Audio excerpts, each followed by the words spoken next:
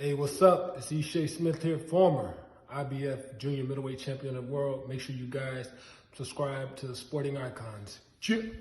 Now, I've been saying for 2 to 3 years now that Deontay Wilder has one of the most emotional fan bases that there ever has been in boxing. In fact, even I couldn't predict the reaction of, once their guy loses, what it is that they will be coming out with. And to be honest with you, it's pretty embarrassing. And it's all coming from Tyson Fury, who couldn't stop Francisco Pianeta, who couldn't stop Otto Wallin, but yet dominated and stopped Deontay Wilder. Why? As I've been saying for a long time, Deontay Wilder does not like it around the whiskers. Wilder does not like pressure.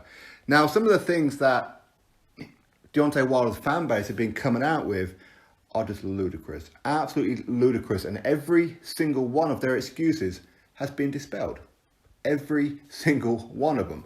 I mean, it's getting to the point now where you guys need to be looking in the mirror and asking yourself some hard questions. You need to stop this stupidness.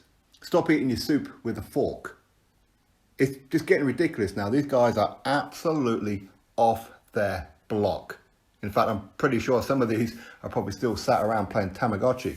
Anyway, we're going to go through some of the things that the Wilder fanboys have been coming out with, some of the excuses, blaming Tyson Fury, other things that may have happened as to why Deontay Wilder lost, outside of the fact it was one of the biggest one-sided beatdowns that we've ever seen in a world heavyweight title fight.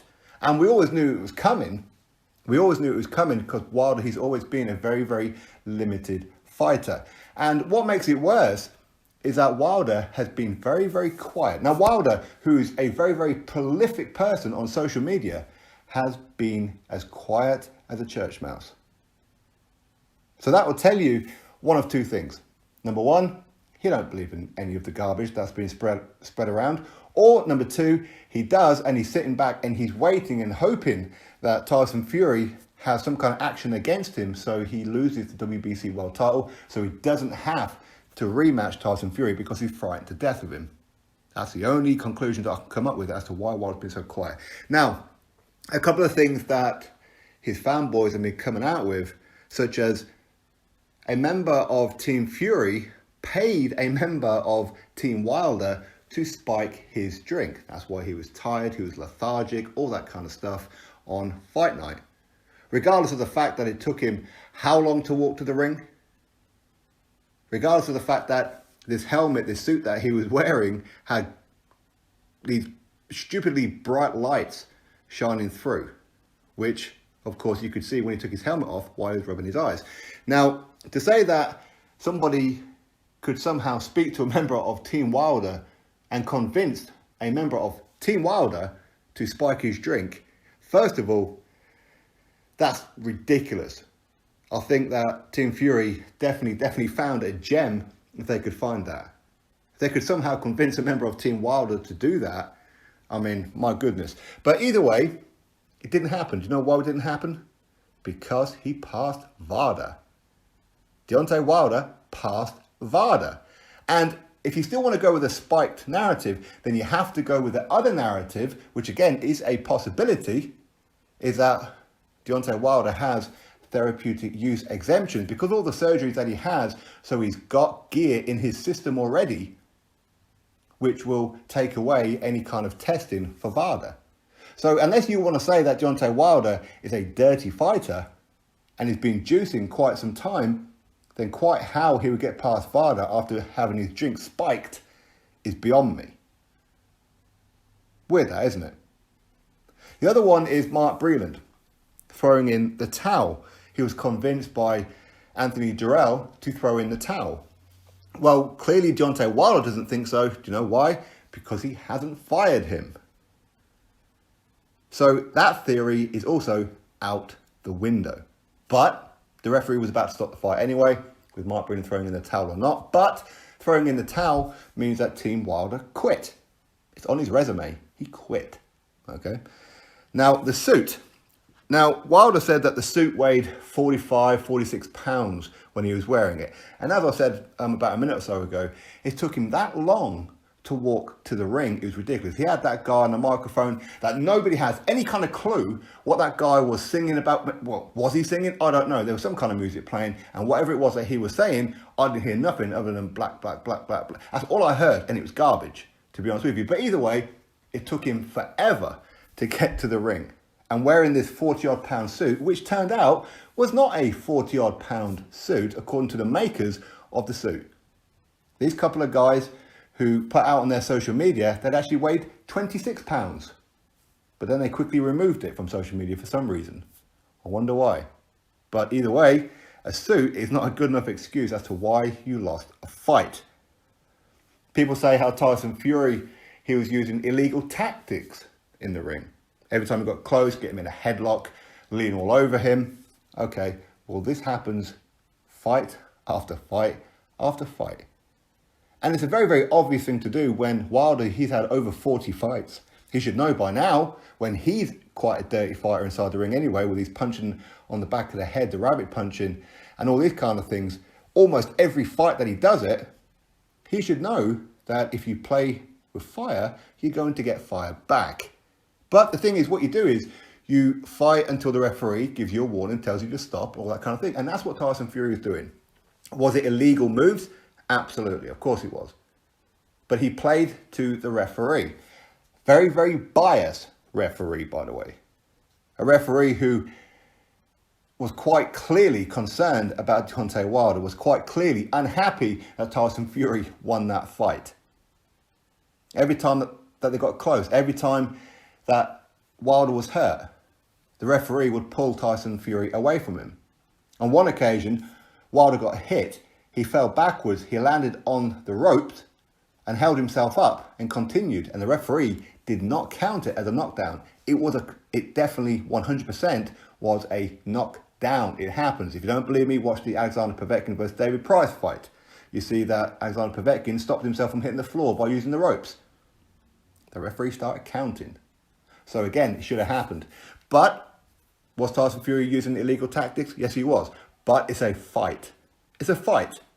Wilder should have known better. But again, this proves the point that Wilder cannot fight. I've been saying it for a long time. He can't fight. All he can do is throw that big punch. That's pretty much what he can do. So the wrestling moves, again, the very biased referee didn't think it was that much of a problem. Yes, he docked a point of Fury.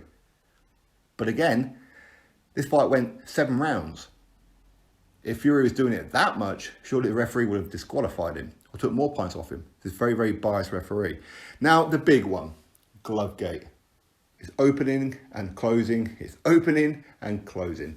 They'll come out with Tyson Fury. He removed the padding from his glove somehow. He would somehow manage to put something inside his gloves. Both of them contradict each other because you can't have one. You can't have both. You can only have one or the other. You can't have both. But whichever one that you want to say that it is, both of them cannot be happening. Neither one of them is true. Not one of them. Do you know why we know this one? The Nevada State Athletic Commission, who have been clamping down on their clean boxing for a long, long time. Ever since the Cotto and Margarita fight. They've been clamping down on these kind of things regularly. Now, I'm not saying that it's impossible to do something. I'm not saying that. But if it's just the Nevada State Athletic Commission overseeing it, you could probably go, okay, well, maybe something slipped in. But the fact that there were 3 of them inside that room overseeing Tyson Fury getting his hands wrapped and the gloves put on, and then they tape up the wrists around the gloves, so therefore cannot be tampered with, that would be virtually impossible for Team Fury to do unless the Nevada State Athletic Commission were in on it. So the Nevada State Athletic Commission, an American company, an American authority, would want a Brit to beat an American. Are you sure about that? And they also get the gloves and the wraps after the fight. But somehow Fury, he managed to evade the Nevada State Athletic Commission. Not just them, but managed to evade the referee when the introductions were happening, when the referee checked the gloves. So he managed to evade both of them, and he managed to evade the WBC, who have been notorious for protecting Deontay Wilder for quite a few years. For 5 years straight, they've been allowing him to take on bum after bum after bum. They've been protecting Wilder, and somehow Tyson Fury can pull the wool over their eyes as well when Mauricio Sulaimán was in the room with Tyson Fury as well, as he was with Deontay Wilder. But let's not stop there. JD's, Deontay Wilder's manager, Deontay Wilder's trainer, was there overseeing the raps. Now, I knew this because I was watching it live and I saw that JD was in the changing room, but people didn't believe that it happened until a few days ago, BT Sport put out the footage. So again, I was proven right. So somehow Fury can evade the Nevada State Athletic Commission, evade the referee, evade JD's and the WBC. Are you sure about this?